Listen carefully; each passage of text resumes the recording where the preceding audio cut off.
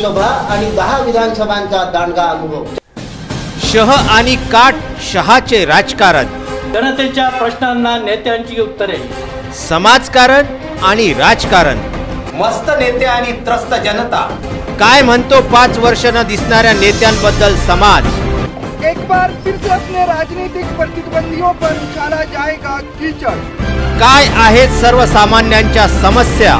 जनतेचा कौल कुणाला, भाजपचे नाव युतीला की काँग्रेस राष्ट्रवादी आघाडीला। शय और बात के इस खेल में किसकी बनेगी बात और कौन रहेगा खाली हाथ। प्रत्येक गांव आणि शहर हमारे आपकी समस्या जानने के लिए महाराष्ट्रातल्या तमाम जनतेचे प्रश्न घेऊन येत आहोत। बघत रहा निवडणूक रणसंग्राम 2019 फक्त विदर्भ न्यूज आणि VCN न्यूज वरती।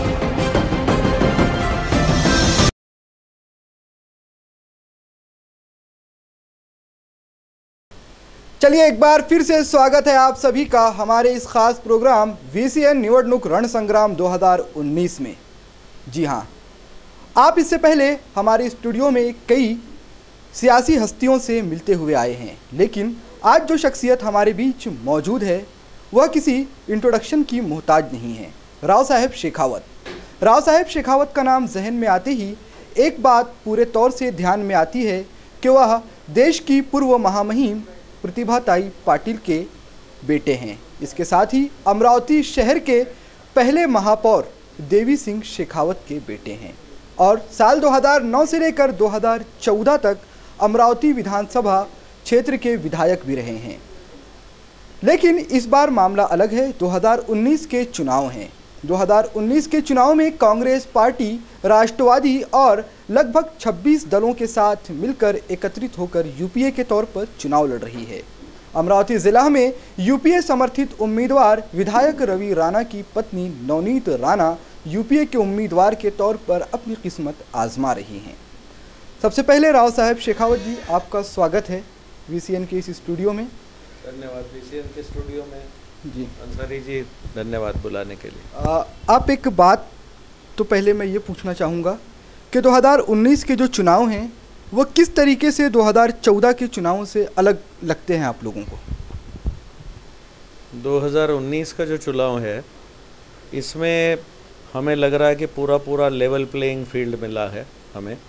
2014 के चुनाव में एक तरह की लहर बनी थी जिसको मीडिया में कहा गया मोदी वेव है, और अभी इस बार मुद्दों पे चुनाव होगा। लहर कोई लहर नहीं है और मुद्दे सारी पार्टियां अपने मुद्दे सामने रखेगी और उसी आधार पर लोग अपना वोट देंगे। क्या लगता है आपको, आनंदराव अरसुल जो कि 10 सालों से ज़िला के सांसद हैं और दिल्ली में मोदी जी का मजबूत नेतृत्व, वो हर बात को जितनी मजबूती से रखते हैं, फिलहाल पूरे देश में उतना मजबूत बोलने वाला कोई वक्ता दूसरी पार्टियों के पास है नहीं, और दूसरी ओर युवाओं में प्रधानमंत्री नरेंद्र मोदी की छवि, इन सब को कैसे पार करेंगे आप लोग। अरसुल साहब को 2 टर्म हो चुके हैं और अभी अमरावती के जनता ने देखा है कि यहाँ कोई खासा विकास हुआ नहीं है। नो डाउट वो सांसद है, सांसद पटु का उनको अवार्ड है, ये बात बिल्कुल हम भी जानते हैं, उसकी सराहना करते हैं। लेकिन यहाँ जो लोगों को जो चाहिए, जिस तरह का विकास होना चाहिए, अमरावती भी आज एक कमिश्नरेट है, डिविजनल कमिश्नरेट है, उस तरह का विकास नहीं देखा जा रहा है। लोगों की उम्मीदें ज़्यादा है। मोदी सरकार से भी जो उम्मीद है वो जैसे युवाओं के को रोज़गार की जो बात हुई थी, यहाँ कोई रोज़गार नहीं हुआ है, ना ही यहाँ कोई इंडस्ट्री आई है। तो ये बहुत सी लोगों के जो आशा आकांक्षाएं हैं वो हुई नहीं है, और वो संसद पटु है और सीनियर है तो बहुत काफ़ी कुछ हो जाना चाहिए था अमरावती के विकास में। आप लोग किन मुद्दों को लेकर चुनाव में जा रहे हो, क्योंकि एक विपक्ष के तौर पर जो भूमिका कांग्रेस पार्टी की होनी चाहिए थी वो नज़र नहीं आती, और ऐसा लग रहा है कि 2014 से भी ज़्यादा कमज़ोर अमरावती में कांग्रेस पार्टी हो चुकी है। हरगिज़ नहीं, हमारे पास में एक उम्दा नेतृत्व है और नवनीत राणा के साथ उनको समर्थन पूरी आघाड़ी का समर्थन है। आज हमारे दिग्गज नेता शरद पवार साहब भी यहाँ आए थे, बहुत आला सभा हुई है और काफ़ी तादाद में लोग पूरे ज़िले से आए उनको सुनने के लिए। उनकी स्पीच भी मेरे ख्याल लगभग 50-60 मिनट की स्पीच थी, काफ़ी लंबी। उन्होंने पूरा इतिहास से लेकर के एक एक चीज़ को उन्होंने क्लियर किया है। और साथ ही साथ और भी नेतागण आएंगे, क्योंकि पहला फ़ेज़ का चुनाव 11 तारीख को वोटिंग होने जा रही है, फिर हमारा फेज़ शुरू हो जाता है, तब तक और भी लोग आएंगे। कमज़ोरी की तो कोई बात ही नहीं, मुद्दे हमारे साफ़ है और उम्मीदवार नवनीत राणा इस बार और भी मजबूती से उभरी है। पिछले चुनाव में वो एक नया चेहरा था, लेकिन 5 साल कंटिन्यूस लोगों में रह करके, वहाँ जाके लोगों में मिल के बात करके उनको सारे मसले पता है, यहाँ क्या लोगों को चाहिए, कौन सी चीज़ की कमी है। तो हम बिल्कुल भी कमज़ोरी से मैदान में नहीं उतरे। फिर जो चर्चा अमरावती शहर में चल रही है और सभी राजनीतिकविद यही कह रहे हैं कि ऐसी क्या मजबूरी थी कि एक राष्ट्रीय पार्टी और एक राष्ट्रीय गठबंधन, जिस पार्टी का 125 साल से अधिक इतिहास रहा है, अमरावती ज़िला में एक ऐसा उम्मीदवार नहीं ढूंढ पाई जिसे वो सांसद के लिए चुनाव लड़ा सके। नहीं, देखिए कि नवनीत राणा ने पिछली बार घड़ी चिन्ह पे चुनाव लड़ा था, तो ऐसी कोई बात नहीं है, वो परिचित थी राष्ट्रवादी से। और अभी दूसरी बार जब चुनाव लड़ना है तो राष्ट्रवादी ने मित्र पक्ष को टिकट दिया, जिसमें कि 3 लोग हैं। एक राजू शेट्टी साहब है, एक वसई के ठाकुर है और एक यहाँ से नवनीत राणा, रवि राणा की जो पार्टी है स्वाभिमान संगठन, पर वो सारे के सारे राष्ट्रवादी के तहत है। वो एक फ़ैसला लिया गया बड़े स्तर पे। कांग्रेस ने भी अपने मित्र पक्षों को टिकट दी है, जैसे कि राष्ट्रवादी ने दी। एक बात ये बताइए मुझे शेखावत जी कि विधायक रवि राणा का जो पूरा इतिहास रहा है, सिर्फ अभी का नहीं, पिछले 1-2 सालों का नहीं, 2009 से लेकर 2019 तक वो एक हलने वाला इतिहास रहा है। वो कभी किसी एक जगह पर खड़े नहीं रहते और एक अपवादग्रस्त उनकी शख्सियत रही है। 2014 में राष्ट्रवादी से उनकी पत्नी ने चुनाव लड़ा। 2017 आते आते उन्होंने ये गुण गीत गाना शुरू कर दिया कि हम लोग मुख्यमंत्री के करीबी हैं। बहुत से ऐसे मुद्दे थे जिस पर उन्होंने समर्थन किया। 2019 में आने के बाद जब बीजेपी में दाल नहीं गल पाई तो वापस, और इस बार एक नया गेम ये है कि राष्ट्रवादी या कांग्रेस के टिकट पे उन्होंने चुनाव नहीं लड़ा, उन्होंने अपने खुद के सिंबल पे चुनाव लड़ने की कोशिश की, वो भी नहीं मिला। लेकिन क्या आप लोग भरोसा कर सकते हो जिस तरीके की उनकी शख्सियत हिलने वाली रही है? देखिए, वो निर्दलीय एमएलए है। जैसे हम एक पार्टी से है तो हमारे पास, हम एक पार्टी के दिए हुए मैनिफेस्टो से हट नहीं सकते, और एक निर्दलीय उम्मीदवार को उतनी आज़ादी है कि वो किस तरह से अपने पॉलिटिकल लोगों के साथ ताल्लुकात रखे। लेकिन एक बात मैं ज़रूर कहूँगा कि अगर हम कांग्रेस का नुमाइंदा है या बीजेपी का है या किसी भी पार्टी का है, तो उसका ये कोशिश होती है कि जो सत्ताधारी है, जो सीएम है, चाहे वो जिस भी पार्टी से हो, उसके पास जाए और अपने कॉन्स्टिट्यूएंसी के लिए डेवलपमेंट के काम ले आए। तो वो तो प्रयास उसे करना होगा। तो एक निर्दलीय के रूप में इनको ज़्यादा फ्लेक्सिबिलिटी थी कि सीएम चाहे कांग्रेस का हो चाहे बीजेपी का हो, लेकिन जहाँ तक है उन्होंने अपने उसका फ़ायदा अपने लोगों को ही कराया बडनेरा में, कॉन्स्टिट्यूएंसी में। चलिए ठीक है, ये भी बात आपकी मान लेते हैं, लेकिन अब एक बात ये बताइए, जिस तरीके से आप लोग मेहनत कर रहे हो, सपोज़ रवि राणा कल को ज़िला की सांसद होंगी, सरकार नहीं बनती है कांग्रेस की, तो क्या ये भरोसा आप लोगों को है कि एक सांसद के तौर पर वो आने वाले चुनावों तक भी कांग्रेस और यूपीए के साथ ही रहेंगी? देखिए, आज शरद पवार की सभा में भी ये मुद्दा था, किसी ने उस पर चर्चा की, बात की। आप एक बात मैं आपके दर्शकों को भी बताना चाहता हूँ कि राष्ट्रवादी के लेटर हेड पे लिखा गया है कि ये हमारे राष्ट्रवादी के बैनर के अंडर सपोर्टिंग कंस्टिट्यूएंट्स है। जब एक बार साइन वहाँ हो गई है उनकी और वो चुनाव आयोग के पास जा चुका है, तो वो बंधे हुए मित्र पक्ष में। ऐसा नहीं हो सकता है कि वो घड़ी के वोट ले ले, पंजे के वोट ले ले और फिर चाहे जहाँ चले जाए, फिर तो that will be a democratic failure. तो अगर ऐसा आप बोल रहे हैं तो मुझे क्यों ऐसा लग रहा है कि उन्हें एबी फॉर्म लेने में क्या दिक्कत थी? घड़ी आप घड़ी की बात कर रहे हैं? नहीं, उनकी सोच ये थी कि पिछली बार वो घड़ी पे लड़े और घड़ी पर लड़ने के बाद उन्हें लगा कि जीत के करीब आने के बाद उनको उनकी हार हुई। तो शायद उनकी ये सोच, मेरे कोई चर्चा नहीं हुई उनसे इस बारे में। शेखावत साहब, आप जिस तरीके से बता रहे हैं कि उन्होंने एग्रीमेंट किया है कि वो राष्ट्रवादी के समर्थित उम्मीदवार हैं, तो छोड़ के जाने का कोई विषय नहीं, लेकिन उन्होंने निवडणूक अधिकारी के पास, निर्वाचन अधिकारी के पास जो हलफनामा दिया है उसमें साफ तौर से लिखा है कि वो एक इंडिपेंडेंट निर्दलीय उम्मीदवार है।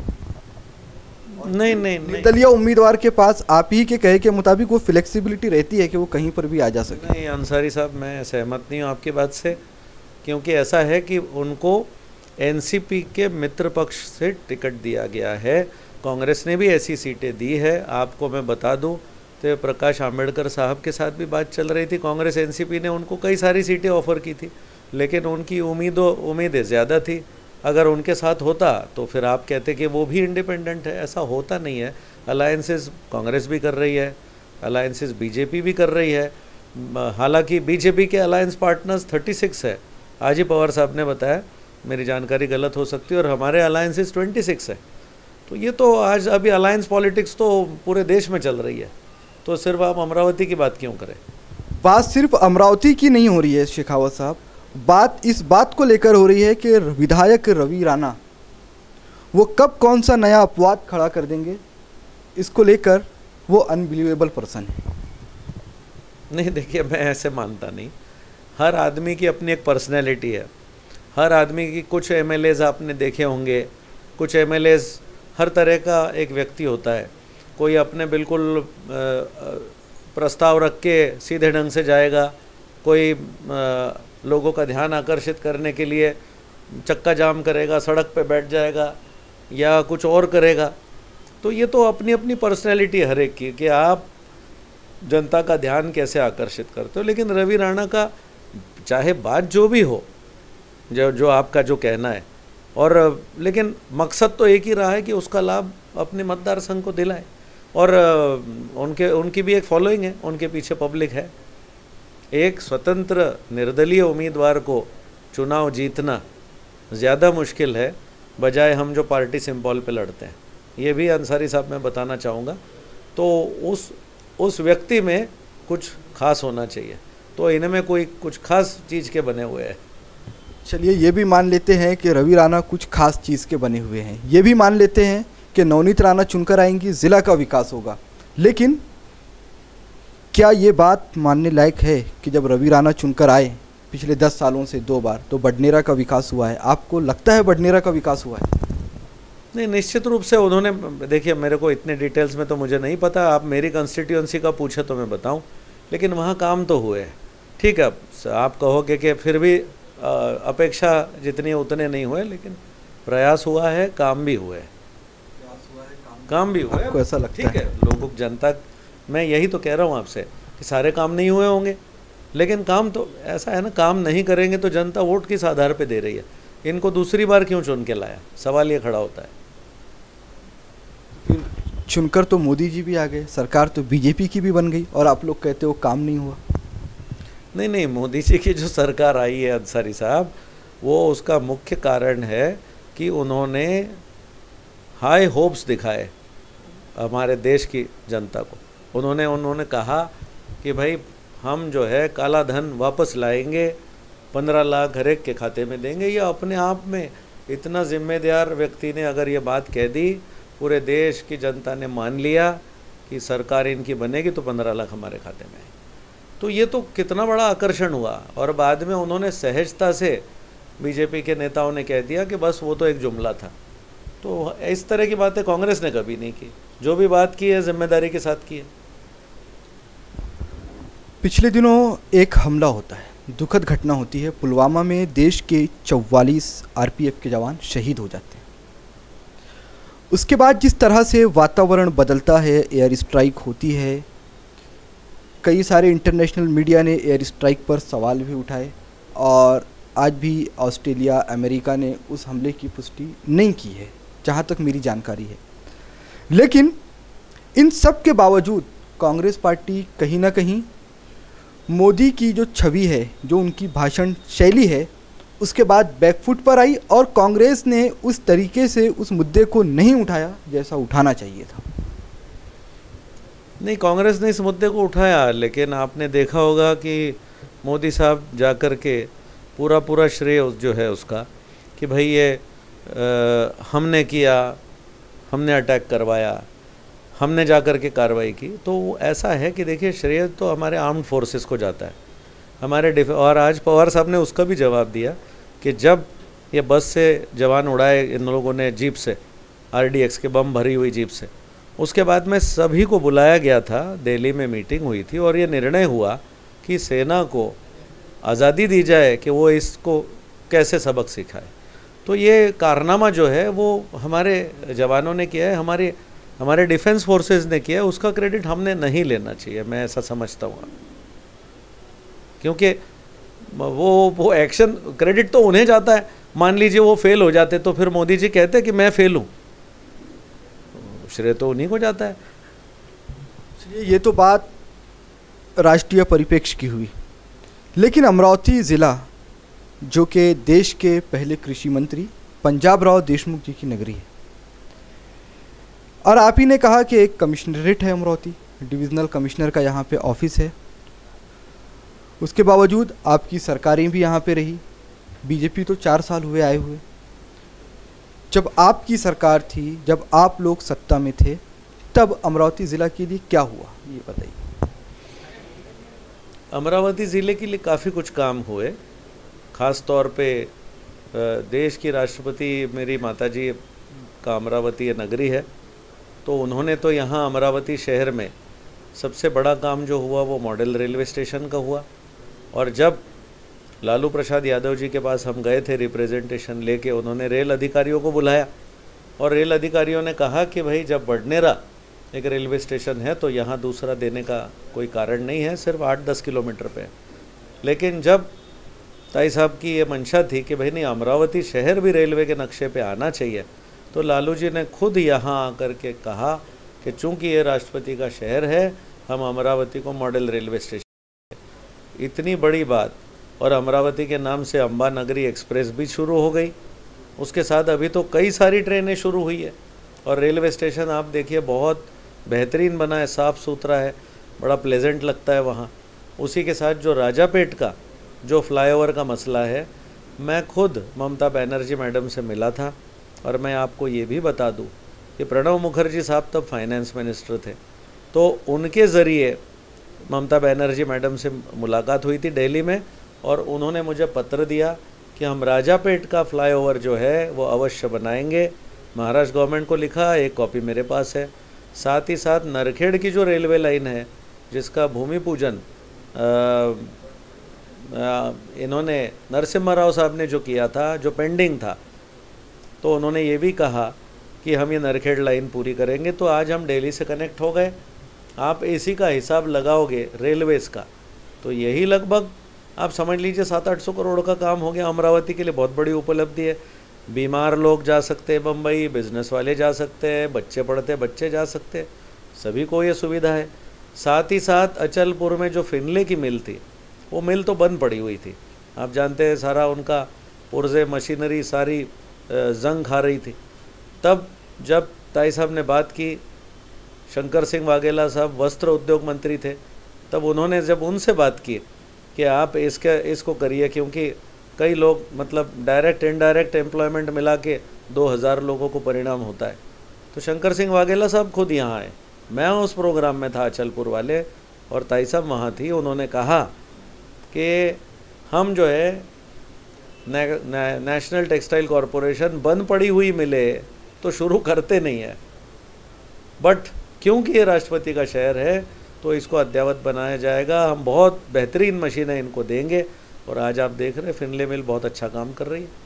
साथ ही साथ उन्होंने और उपलब्धि जो दी वो भारत डायनेमिक्स का जो फैक्ट्री है जो हमारे अमरावती नागपुर रोड पे है, आपने देखा ज़मीन अधिग्रहण हो गया है और वहाँ उनकी कंपाउंड वॉल बन चुकी है। लोग कहते हैं फिर अभी तक क्यों नहीं बना, तो भाई साहब ये डिफेंस का मामला है। उस टाइम उनकी 4-5 कंट्रीज से बात चल रही थी किसके साथ कोलैबोरेशन करना है, बिकॉज ये शोल्डर फायर्ड मिसाइल्स है जो हाई हिमालयन रीजन में जवान वहाँ अपनी पहाड़ी में से आने वाले एनिमी फाइटर, एनिमी हेलीकॉप्टर को उड़ा सकता है।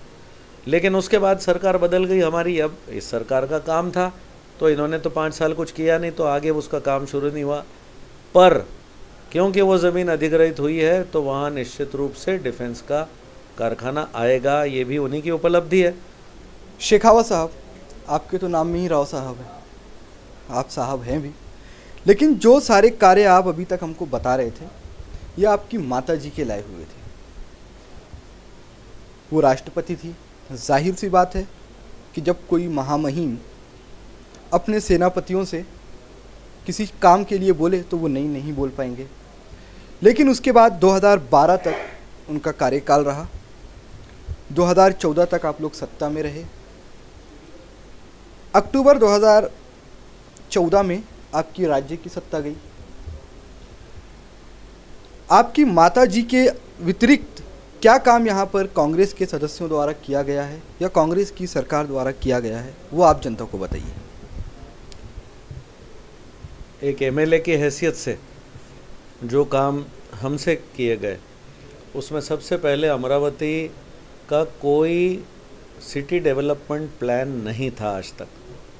महानगर पालिका अपने हिसाब से सड़कें नालियाँ बनाते थे, तो हमने सबसे पहले म्युनिसिपल कमिश्नर डोंगरे साहब थे, उनके साथ बैठकर फॉलोअप लेके एक सिटी डेवलपमेंट प्लान बनाया गया और वो मंत्रालय अर्बन डेवलपमेंट मिनिस्ट्री में दिया गया। देने के बाद उसका वहाँ प्रेजेंटेशन हुआ और हमें उसमें 160 करोड़ की मान्यता प्राप्त हुई, जिसमें से लगभग 65-70 करोड़ फर्स्ट इंस्टॉलमेंट रिलीज़ हुआ। उसके तहत हमने शहर में कई सारे सड़कों के नालियों के काम किए, सड़कों को जो डबल करना था वो किया, स्ट्रीट लाइटिंग की, पेडेस्ट्रियन पेवर ब्लॉक्स किए, फुटपाथ्स बनाई, स्टॉर्म वाटर ड्रेन्स बनाए और जो एक सिटी का जो एक ये जो महत्वपूर्ण काम था उसके अगले फेज़ होने बाकी थे। फिर उसके बाद सीवेज ट्रीटमेंट प्लांट जो है उसके जो आगे जो भी फंड आना था उसको भी लाने का काम किया। उसका second phase, third phase complete है, मेरे ख्याल एक फ़ेज़ बाकी है, फिर सत्ता चली गई हमारी। और फिर इस ड्रेनेज को कनेक्ट करना था लोगों के घरों से। और इतना सीवेज ट्रीटमेंट प्लांट इतना महत्वपूर्ण विषय है कि लोगों के घरों से अगर ड्रेनेज कनेक्ट किया जाए तो मैं आपको बता दूं, जो खुली नालियों में सीवेज बहता है वो अगर बंद हो जाए तो जो मसला है ये डेंगू का, मलेरिया का, ये होना ही नहीं है, या मान लीजिए 90% सॉल्व हो जाएगा।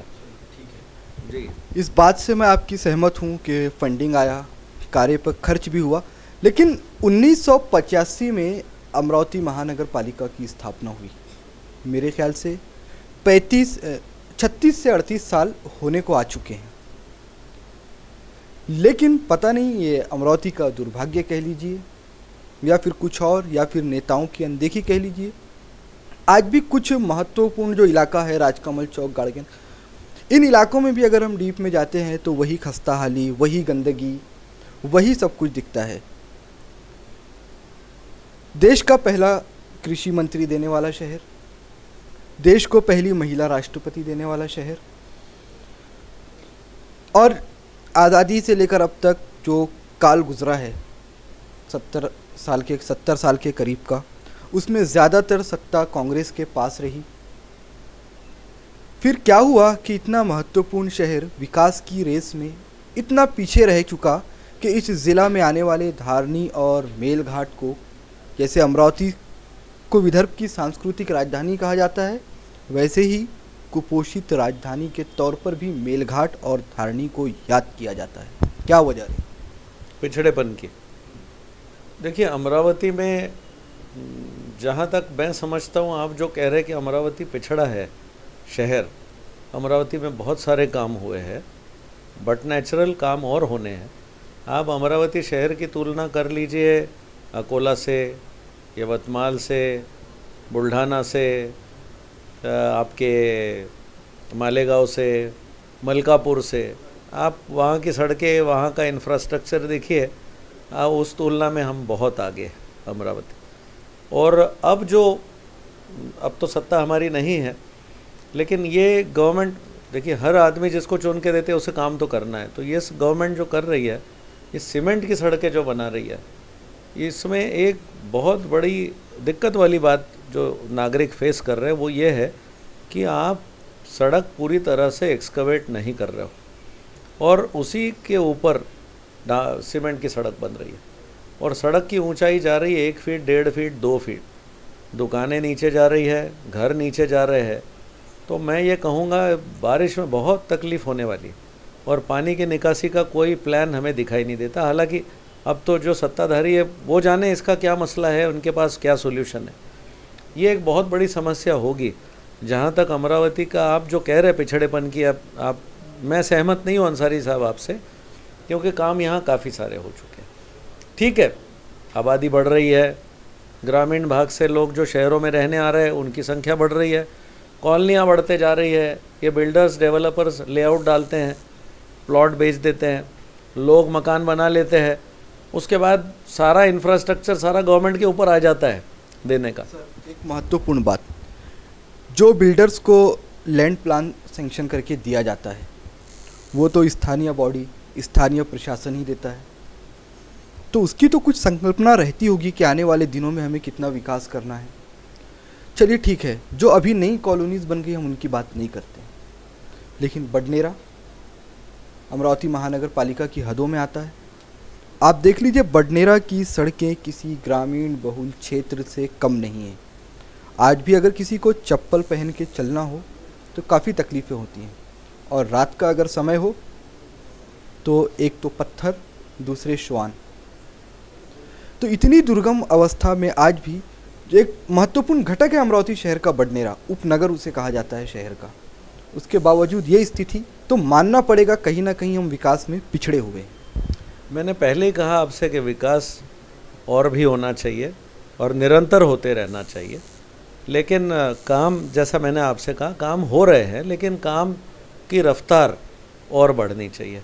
और जैसे कि आज आप देख रहे हैं, अब तो हम सत्ता में हैं नहीं, तो महानगर पालिका के पास फंड की प्रॉब्लम है, फंड ही नहीं है काम करने को, सैलरी करने को फंड नहीं है। तो ये तो गवर्नमेंट ने, अभी की जो सरकार है उन्होंने पर्याप्त फंड मनपा को देना चाहिए जिससे कि ये शहर के काम हो जाए। आप ये देख लीजिए, कचरे का भी व्यवस्थापन का प्रॉब्लम है। और सीवेज ट्रीटमेंट प्लांट में फिर से आ जाऊंगा, क्योंकि सीवेज ट्रीटमेंट प्लांट यदि कंप्लीट हुआ तो मैं आपको इतना ज़रूर, बम्बई को सीवेज ट्रीटमेंट प्लांट है, बड़े बड़े शहरों को है, वो होने से तो बीमारी 90% कंट्रोल होगी। तो यहाँ जहाँ तक अभी के जो सरकार की प्लानिंग है उसका जवाब तो वही दे सकते हैं। राव साहब, ये बताइए, आप हमारे दर्शकों को भी बताइए और मुझे भी ये बात खास तौर से समझाइए कि क्या कांग्रेस एकजुट है इन चुनावों में? क्योंकि कई बार देखा गया है कि कांग्रेस के कार्यकर्ता ही कांग्रेस को हराने के लिए जिम्मेदार होते हैं, और कई उदाहरण आपके सामने भी हैं, मेरे सामने भी हैं। आपने टीवी में रोज़ देख रहा हूँ, आप तो टीवी न्यूज़ चैनल ही चलाते हैं, तो पिछले 1 महीने से 15 दिन से आप देख रहे हैं किस तरह से हर पार्टी में कुछ न कुछ खींचातान मची हुई है, नाराज़गी है, टिकट मिला, टिकट नहीं मिला, कार्यकर्ता नाराज़ हो गए। लेकिन काफ़ी सारा स्ट्रीमलाइन हो गया। ये सिर्फ हमारा ही मसला नहीं है, हर पार्टी का कुछ न कुछ झगड़ा फसाद सामने आ ही जाती है। बट काफ़ी कुछ अभी सेटल डाउन हो रहा है। जैसे कि मैंने आपसे कहा, आज पवार साहब आके गए, लोग काम से लग गए। मैं तो शुरू से ही उम्मीदवार के साथ, बिल्कुल नामांकन के फॉर्म भरने से लेके जब मुंडे जी आए थे तब से मैं उम्मीदवार के साथ हूँ। आप तो हर जगह नज़र आ रहे हैं, लेकिन 2 महत्वपूर्ण नाम हैं आपकी पार्टी के, यशोमती ठाकुर और विधायक वीरेंद्र जगताप। यशोमती ठाकुर, यशोमती जी तो उन्होंने 2-3 दिन सभाएं ली है, नवनीत राणा जी की, नवनीत जी की सभाएं ली है उन्होंने। और साथ ही साथ जहाँ तक वीरेंद्र जगताप की बात है, तो उनकी लोकसभा कॉन्स्टिट्यूंसी वर्धा में जाती है, तो उनका यहाँ अमरावती से ज़्यादा रोल उनका वर्धा में है। अमरावती से ज़्यादा किरदार वर्धा में है, ये बात सच है। उनकी कॉन्स्टिट्यूंसी वर्धा लोकसभा में आती है, लेकिन एक जो कैडर होता है, उस कैडर को मजबूत करने के लिए कहीं ना कहीं वो दिख सकते थे, जो कि दिखे नहीं। तो क्या ऐसा समझा जाए कि कुछ हलचलें हैं जो अंदर का हाथ चल रही हैं? नहीं देखिए, मतलब वो वहाँ समय दे रहे, थोड़ा यहाँ भी समय देंगे तो निश्चित रूप से उम्मीदवार को फ़ायदा होगा, इसमें तो कोई शक नहीं है। लेकिन जिला अध्यक्ष जो बबलू देशमुख जी है वो तो अपना प्रयास कर रहे हैं, उन्होंने सभाएं कार्यक्रम शुरू कर दिए हैं। हमारे शहर के अध्यक्ष जो किशोर बोरकर जी है, उनकी भी कांग्रेस कमेटी में एक बहुत बड़ी सभा हुई, वहीं से आगाज़ हुआ, वहीं से शुरुआत हुई है। और शहर में तो हम जितने लोग प्रोग्राम्स मांग रहे, जहाँ जहाँ हमने काम किए लोगों के, कई जगह तो लोग खुद होके कह रहे अरे भाई आओ हम आपकी मीटिंग लेना चाहते हैं, तो हम खुले तौर पे जा रहे हैं। रोज़ लगभग 5, 6, 7 मीटिंग्स, कॉर्नर मीटिंग, सभाएं, कोई प्रोग्राम, किसी न किसी ज़रिए हम लोगों तक पहुँच रहे। यशोमती ठाकुर, उनका तो घर भी अमरावती में ही, लेकिन उसके बावजूद जिस तरीके से दिखना चाहिए था, मैं फिर पूछूंगा आपसे, वो नहीं दिखी। और ये सवाल सिर्फ आज का मेरा नहीं है, पहले दिन से लेकर अब तक। और बीच में कुछ वीडियो भी ऐसे वायरल हुए थे उनके द्वारा, या किसी ने लेकर के कर दिया हो कि अविश्वासु दंपत्ति पर विश्वास कशा ठेवा। देखिए ये बात तो आप उनसे ही पूछिए, इस बात का मैं क्या जवाब दूँ। और जहाँ तक मेरी जानकारी, उन्होंने कुछ सभाएं ली है जो मैं आपको ऑलरेडी बता चुका हूँ, और किसी और पर टीका टिप्पणी करना मैं समझता हूँ मुनासिब नहीं है। ये सवाल आप डायरेक्ट जिससे भी पूछना चाहे पूछ सकते हैं। मुझे मेरे बारे में, मेरे किरदार के बारे में आप पूछ सकते हैं। आप एक जिम्मेदार व्यक्तित्व हैं। कांग्रेस पार्टी अमरावती विधानसभा कॉन्स्टिट्यूएंसी में 2 ही 4 नाम ऐसे हैं, आपका है, बोरकर साहब का है, विलास इंगोले जी का है, और कुछ ऐसे नाम हैं जिनके इर्द गिर्द घूमती है। उसके बावजूद लगभग 188 वोट थे आपके लोकल बॉडी कॉन्स्टिट्यूएंसी में, और आपका उम्मीदवार बुरी तरह से पराजित हो जाता है। तो कहीं ना कहीं उस वक्त से लेकर अब तक एक शंका लोगों में है, और वो हमेशा रहने वाली है। इसे आप लोगों को ही मिटाना पड़ेगा कि कांग्रेस पार्टी में कहीं ना कहीं भीतरघात अब भी मुँह बाए खड़ा हुआ है, और यशोमती ठाकुर का जो किरदार है वो इस बात को और बल दे रहा है। नहीं, जो आप उस चुनाव की जो बात कर रहे हैं उसकी समीक्षा हो चुकी है, उसकी रिपोर्ट जा चुकी है। अभी लोकसभा के चुनाव में मैं इस पर चर्चा नहीं करना चाहूँगा। अब हम बात लोकसभा की करेंगे, क्योंकि वो उसको करके आज के इस रण संग्राम को हम उसको मलिन नहीं करना चाहते। उसकी रिपोर्ट जा चुकी है, हमारे पार्टी के सीनियर लीडर्स को क्या जो उनको करना है वो करेंगे। लेकिन जिस तरीके से यशोमती ठाकुर का एक ग्राफ रहा है, सिर्फ अमरावती में ही नहीं, वो अपर नेतृत्व की भी बहुत करीबी मानी जाती है। बेंगलुरु हो, हैदराबाद में हो, हर जगह वो पार्टी के एक मजबूत कार्यकर्ता के तौर पर नज़र आई। जिस तरीके से संवैधानिक संकट कर्नाटका में खड़ा हुआ था, उस समय कांग्रेस पार्टी का जो मूवमेंट चल रहा था उसमें एक महत्वपूर्ण किरदार था। लेकिन अमरावती के रण में यशोमती ठाकुर कहीं ना कहीं पर्दे के पीछे नज़र आ रही हैं, और उनका खेल रुका हुआ नज़र आ रहा है। तो क्या लगता है आपको, जो आप लोग एकजुटता दिखा रहे हो, जो आप लोग मेहनत कर रहे हो, उसका असर यशोमती ठाकुर की जो निष्क्रियता है इन चुनावों में, उसका असर रिजल्ट पर नहीं पड़ेगा? 18 अप्रैल को जब मतदाता वोट डालने जाएगा तब उसके दिमाग में ये चीज़ नहीं होगी क्या? देखिए, मैं इसका जवाब पहले ही आपको दे चुका हूँ। उनको कर्नाटक का ऑब्जर्वर बनाया है, तो उनको पार्टी ने इसके अलावा भी जिम्मेदारी दी है, और उन्होंने मेरे ख्याल पिछले 2-3 दिन सभाएं ली है उम्मीदवार के साथ में। और जहाँ तक आप जो कह रहे हैं कि जो आपने कहा है, तो मैं समझता हूँ हमारे कलीग के बारे में कुछ टिप्पणी करना मेरे लिए ठीक नहीं होगा। चलिए राव साहब शेखावत, आप हमारे साथ जुड़े थे और काफ़ी संजीदगी से आप मेरे सवालों का जवाब दे रहे थे, उसके लिए आपका बहुत बहुत धन्यवाद। बहुत बहुत धन्यवाद कि आपने आपके स्टूडियो में बुलाया, कई सारे आपने प्रश्न पूछे, जो मेरे से बन पड़ा मैंने जवाब दिए, और फिर से आपको बुलाने, आपने हमें बुलाया, बहुत बहुत धन्यवाद।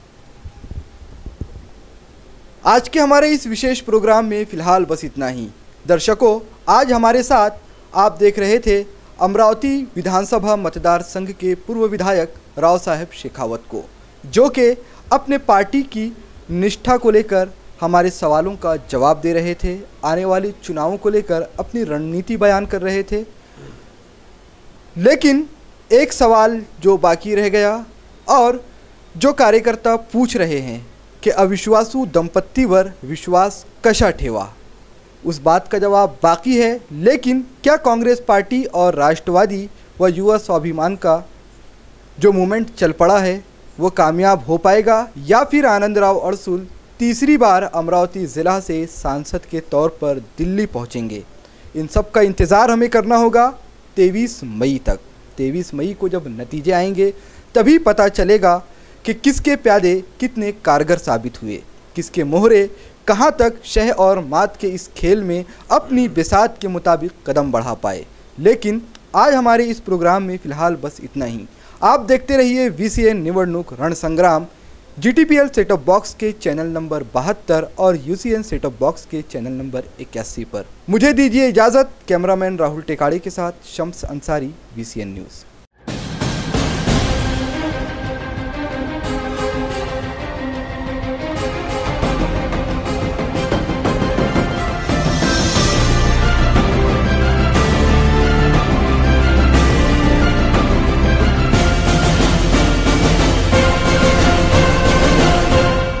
लोकसभा आणि 10 विधानसभांचा दांडगा अनुभव।